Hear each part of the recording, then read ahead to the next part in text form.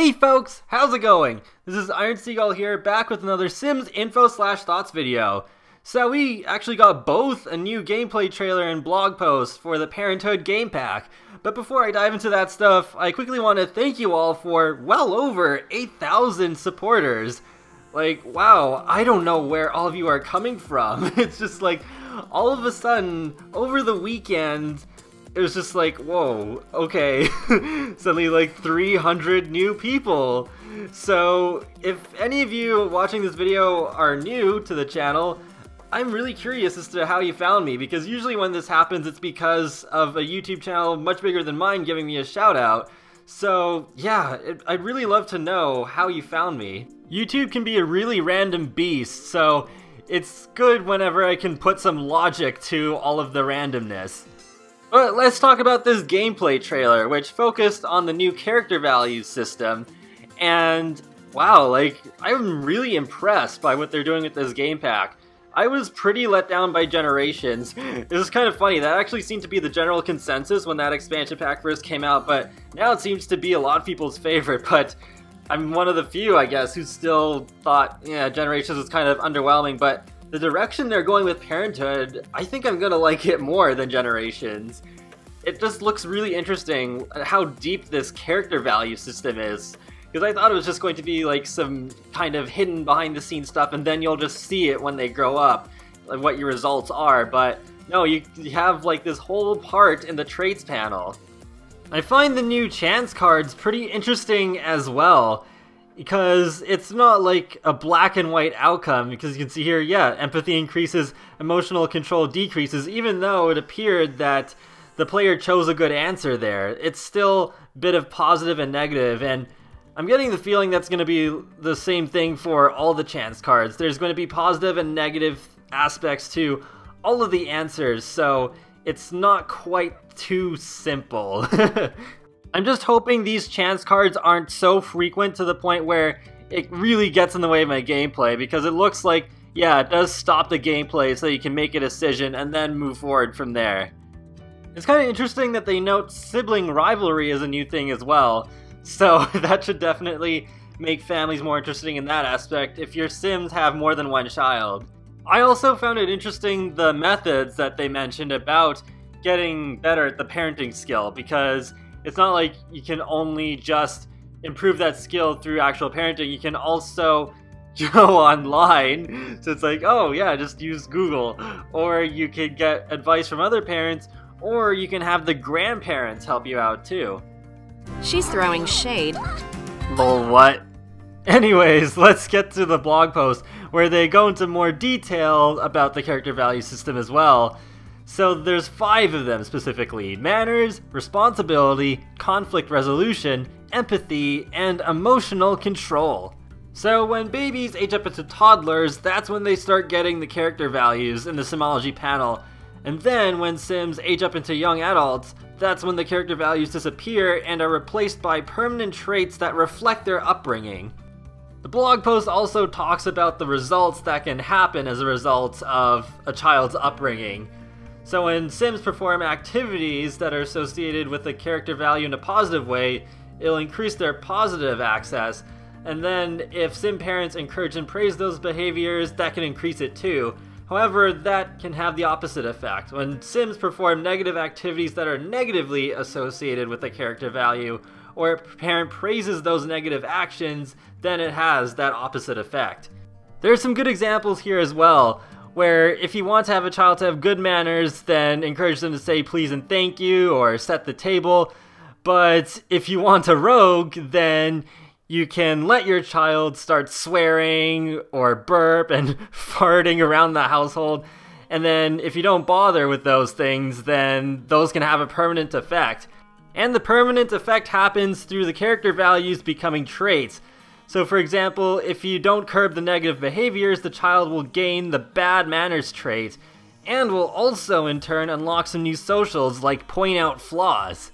It also influences their autonomous behavior, where they'll want to do rude interactions on their own, or fail to clean the dishes, or have whims to swear, which I'm guessing will include the Simlish equivalent of the F-bomb. On the opposite end of the spectrum, If your parent has invested the time into creating a well-mannered child, then they grow up with the good manners trait, where they'll always clean up dishes, act politely when introducing themselves to others, never act rudely on their own, and they build friendships more quickly, and if they have to fart, they only do it in certain circumstances. I literally lolled at that very last part of the sentence. Before I get into some interesting tidbits of info from the forums as well as Twitter, I do want to talk about a couple of interesting things I noticed in this screenshot from the blog post. So the first thing I want to talk about has me very excited because, as you may see, above the bed are Void Critter posters. I actually didn't notice that the first time. I was just like rereading the blog post and I looked at the screenshot again and I was like, wait a minute, this isn't about Kids Room stuff. That wasn't in Kids Room stuff, so I was like, yeah! Because, yeah, like, I really love Kids Room stuff. It's still my favorite stuff pack.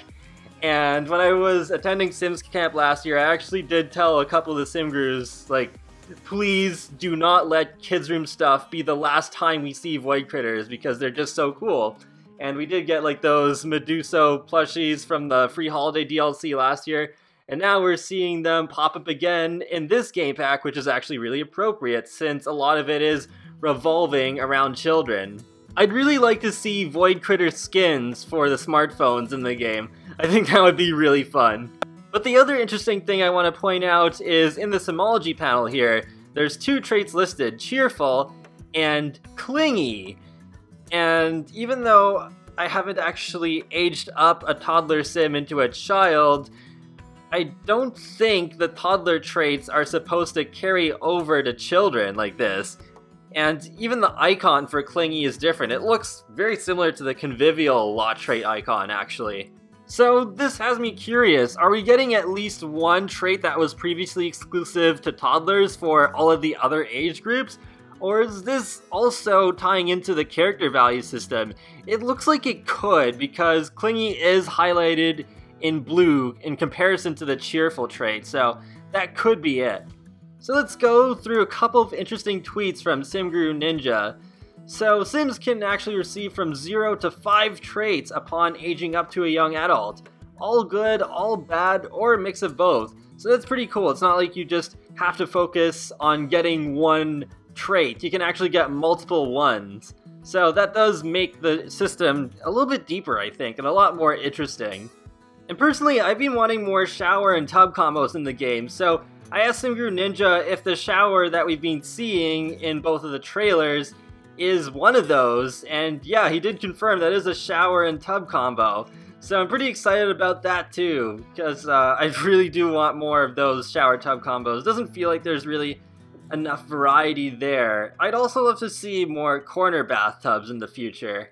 And now let's go over to an interesting post that SimGuru Ninja made on the forums. So he did answer a few questions here. So you remember that bulletin board I pointed out in my reaction video where I was like, what is that? It turns out it's a bulletin board, and it's not just a bulletin board, it's actually a functional one. So among other things, you'll be able to set and adjust curfew times.